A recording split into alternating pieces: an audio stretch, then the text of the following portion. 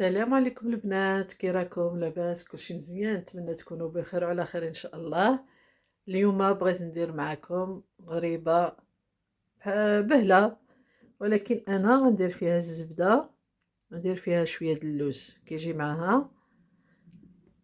نتمنى تعجبكم الطريقه ديالي. المهم نبدا معكم في المقادير. هنايا 100 غرام ديال اللوز، غسلته وحمرته غير شويه، ماشي بزاف، غير شويه.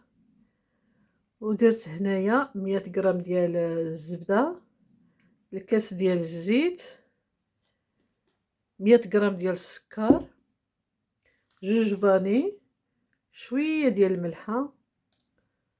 اللي بغى يديرها يديرها، واللي ما بغاش كاين مشكل. الخميره ما يعادل 20 غرام ديال الخميره. عندي هذه كامله والنص ديال هذه 20 غرام اللي غنديرو. وهي المهم دابا غنجيب الماكينه، غنطحن اللوز ونطحنو مزيان، والطحين على حسب الخليط باش ما عرفتش شحال باش يتجمع لينا. وغنطحن السكر، نديرو السكر كلاصي اللي غنديرو. المهم نجيب دابا الماكينه نطحن اللوز والسكر. هو البنات نسيت ما قلتلكم، درت فيها 50 غرام ديال الجنجلان، نسيتو. كنت حطيتو اللين ونسيتو. هو 50 غرام ديال الجنجلان. دابا غنجيو نخدمو. نديرو الزبده الاول، نخدمها مع السكر كلاصي.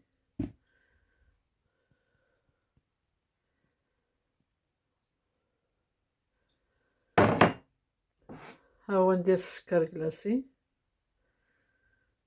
نخدمها معاه مزيان.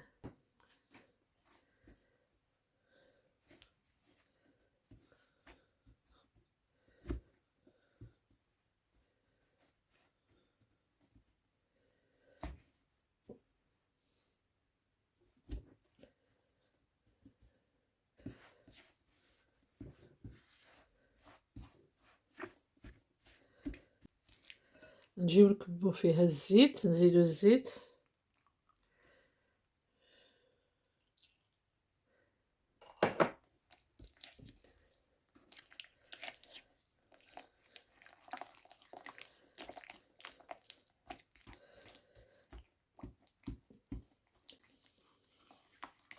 نجي نزيد فاني، جوج فاني.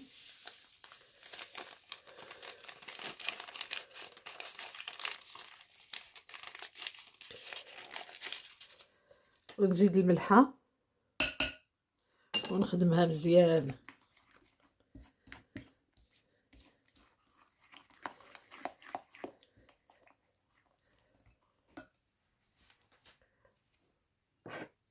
نجي نكب اللوز فيها،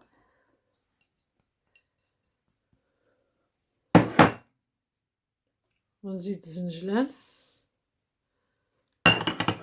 ونخدمها مزيان حتى يندمجوا كلشي الخليط. عاد ندير شويه الطحين وندير مع الخميره صافي ونجمعها.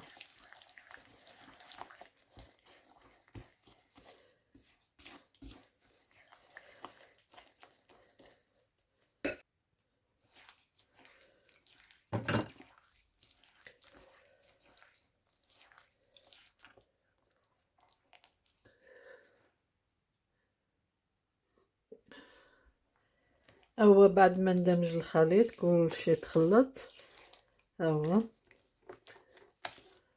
دابا غندير له الطحين.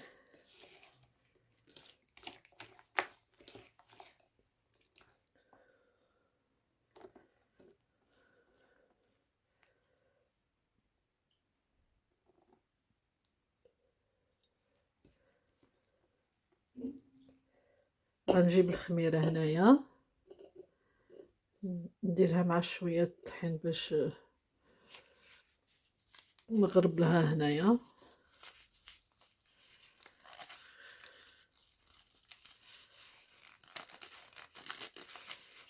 قلتكم ما يعادل 20 غرام. هذه فيها 15 وكانت عندي وحده نص.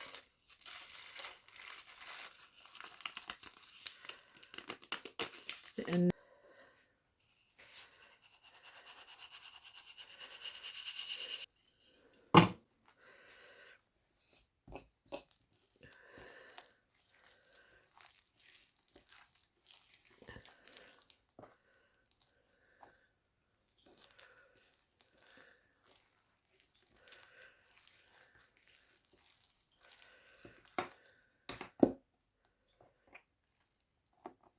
الطحين غنديرو على حسب كيما غتجمعنا، على حسب الخليط. نجيو نديرو لها هكا ونشوفو، نزيد لها شويه.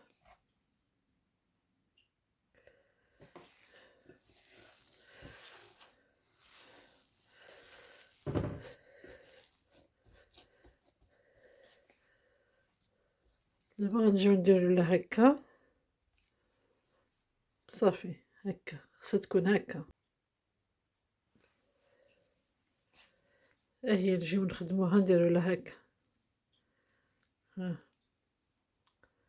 وننزلوها في الطاوة.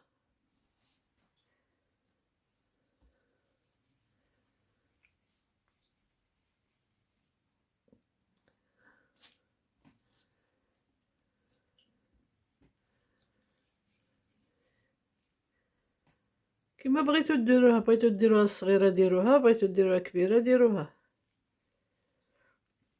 ملي غنديروها في الفران نسخنو الفران مزيان، ملي غنديروها نطفيوها من التحت ونخليوها غير من الفوق. ملي صافي غتحمر من الفوق نطفيوها عاود الفوق ونشعلوها لتحت باش تشقق لينا.